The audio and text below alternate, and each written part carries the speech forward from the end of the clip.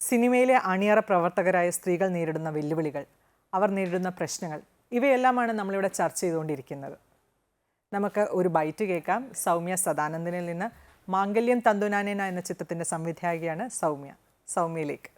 ഞാൻ മനസ്സിലാക്കിയൊരു കാര്യം എന്ന് പറയുന്നത്, നമ്മളുടെ ഇൻഡസ്ട്രി, നമ്മളുടെ സൊസൈറ്റി ഒരു has evolved into being a society, into a group of fraternity, into a group of people who firmly thinks, നമ്മൾ ഭയങ്കര ഉറച്ചു വിശ്വസിക്കുന്ന ഒരു കാര്യം എന്താണെന്ന് വെച്ചാൽ, ഇവിടെ ടാലൻറ്റിന് അതാണോ പെണ്ണോ മൂന്നാമതൊരു ജെൻഡറോ ആയിക്കോട്ടെ, as long as you are talented you have a space, as long as you are perseverant you have a space, as long as you know you are here to stay, you are here to stay. സ്ത്രീ ആയതുകൊണ്ട് അവസരങ്ങൾ നഷ്ടപ്പെട്ടു എന്ന് എപ്പോഴെങ്കിലും മാഡത്തിന് തോന്നിയിട്ടുണ്ടോ?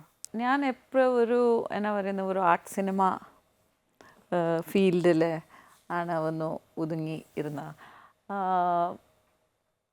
May be there was a feeling as a woman, ആരും അങ്ങനെ പറഞ്ഞിട്ടില്ല കേട്ടോ, പക്ഷേ എൻ്റെ ഒരു വിചാരം maybe as a woman they thought ഇപ്പോൾ ഒരു ഫൈറ്റ് സീൻ അല്ലെങ്കിൽ ഒരു ഡാൻസ് സീൻ എങ്ങനെ എഡിറ്റ് ചെയ്യുമെന്ന ഒരു സംശയം കൊണ്ട് ഉണ്ടാവാം. പക്ഷേ I'm not making that accusation at all. I have had a fantastic career. But ചില സമയത്ത് എനിക്ക് തോന്നിയിട്ടുണ്ട് ഇങ്ങനെ ഒരു ടൈപ്പ് പടങ്ങൾ മാത്രം എനിക്ക് വന്നത് ഇതുകൊണ്ടാണോ എന്ന ഒരു സംശയം.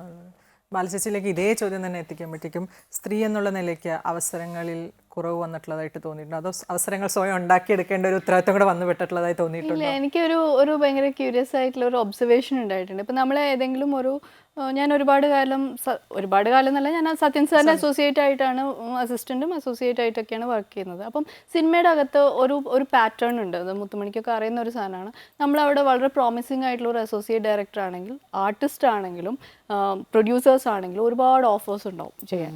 ഒരു ഓഫർ പോലും കിട്ടാത്ത ആളാണ് ഞാൻ. അപ്പം ഞാൻ എപ്പോഴും വിചാരിക്കും ഞാൻ അത്രയും മോശമായതുകൊണ്ടാണോ.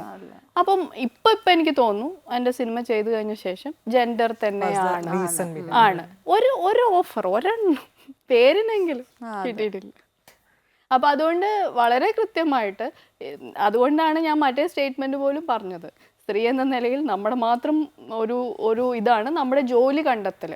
ആരും വന്ന് നമുക്ക് അങ്ങനെ ഒരു ഇൻസിഡൻറ്റ്, വളരെ തമാശയായിട്ടുള്ളൊരു ഇൻസിഡൻറ്റ്, ഈ ആദ്യത്തെ സിനിമയെല്ലാം കഴിഞ്ഞ ശേഷം ഒരു പ്രൊഡ്യൂസർ പലപ്പോഴായിട്ട് സിനിമ ചെയ്യാനൊക്കെ വിളിക്കാറുണ്ടായിരുന്നു. അപ്പം ഞാൻ തിരിച്ചു ചോദിച്ചിട്ടുണ്ട്, സാധാരണഗതിയിൽ സ്ത്രീകൾ എന്നുള്ള നിലയിൽ നമുക്ക് ജോലി കിട്ടാനൊക്കെ വലിയ പാടാണല്ലോ, സാർ എന്തുകൊണ്ടാണ് എന്നെ ചൂസ് ചെയ്യുന്നത്? പുള്ളി പറയുന്ന ആൻസർ, ഈ ആണുങ്ങളൊക്കെ ആണെങ്കിൽ ഏത് നേരം കള്ളു പിടിച്ച് അവിടെ ഇവിടെ ഇരിക്കലോ, അവരെ മാനേജ് ചെയ്യാൻ എനിക്ക് മടുത്തു. നിങ്ങളാവുമ്പോൾ അങ്ങനത്തെ പ്രശ്നങ്ങളൊന്നും ഉണ്ടാവില്ലല്ലോ, പിന്നെ നിങ്ങളതുപോലെ ജോലി ചെയ്യുന്നൊക്കെ ഞാൻ അങ്ങനെയും കേട്ടിട്ടുണ്ട്. അപ്പം ഇത് രണ്ട് സൈഡും.